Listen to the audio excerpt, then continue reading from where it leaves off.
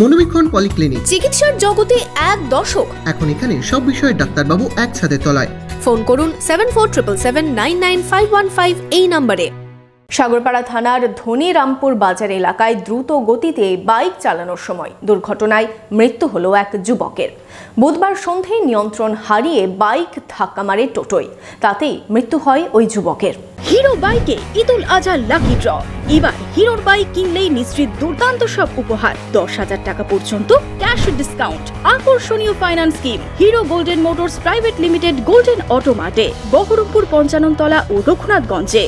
সাগরপাড়ায় দ্রুত গতিতে বাইকের ধাক্কা টোটোয় মৃত্যু হলো বাইক চালক যুবকের। বুধবার সন্ধ্যায় দুর্ঘটনায় চাঞ্চল্য ছড়ায় সাগরপাড়া থানার ধনিরামপুর বাজার এলাকায়।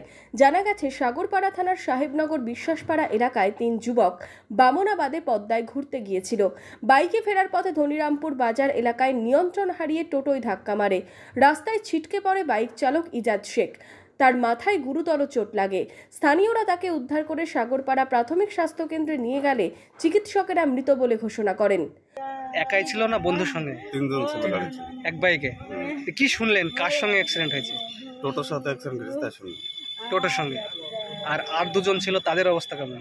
তাদের কিছু হয়নি। আচ্ছা, এই বাইক কি নতুন চালাচ্ছে না জানে ভালো? না না, 1 বছর হলো গাড়ি কিনা। আচ্ছা, মোটরসাইকেল ওর নিজেরই? নিজের। ওই কি চালাচ্ছিল? ওই চালাচ্ছে। দ্রুত গতিতে বাইক চালানোই দুর্ঘটনা বলে দাবি স্থানীয়দের। আমি আর এই ছেলেটা পিছনে আস্তে আস্তে আসছি, গাড়িটা এমন স্পিডে আমাদেরকে ক্রস করলো।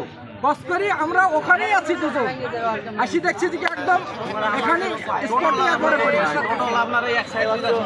পুলিশ পৌঁছে মৃতদেহ উদ্ধার করে ময়নাতদন্তের জন্য হাসপাতালে পাঠায়।